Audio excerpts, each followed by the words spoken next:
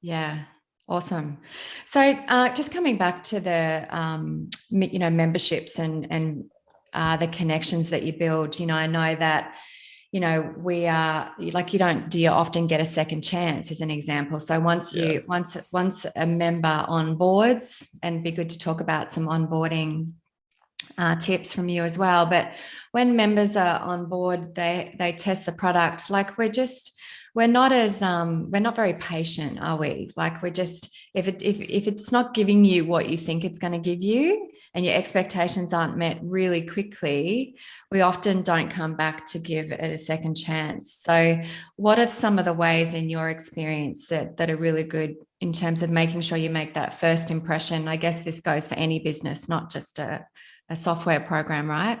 Yeah, definitely. I think you hit on two of the biggest parts there. One is time to value and patience. I don't know about you, but I'm pretty impatient most of the time. So if you want to get my attention, whether it's, over text, which we can talk about later, or if it's going to be through inbound content, you need to get my attention really, really quick. And in onboarding, the alignment between sales and the account management part after the trial, after the onboarding is just so important. So I think to your point on time to value, super important. You need to show me the value of this product, this software really, really quickly, because I have 5 other competitors out the door that are begging for my attention. And that level is just so, so high. So completely agree. We are impatient beasts and we want to be shown value. So that time to value is very, very important for any onboarding, for any software. What's it for me?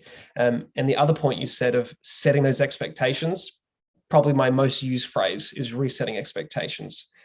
Historically, there's always going to be friction between the sales team and the onboarding team because that's how we're incentivized. Sales need to hit numbers. It is a tough job month in, month out. Onboarding often get phrased as, bringing everyone back to reality. So there's that natural friction of sales. Not that I'm saying I used to be in sales as well. I know some brilliant salespeople, but sometimes customers, I know I do this as a customer, I hear what I want to hear sometimes. And then it's up to onboarding to say, well, actually, we can't do that. Or no, we're not going to be doing all the work for you per se. So you hit the nail on the head in regards to how do we set excellent expectations in sales so it's a smooth process to onboarding. And when onboarding's finished, they hand you over to your longer term strategic point of contact. 3 different teams, 3 different goals. That's probably some of the biggest challenges that I typically see in any software company.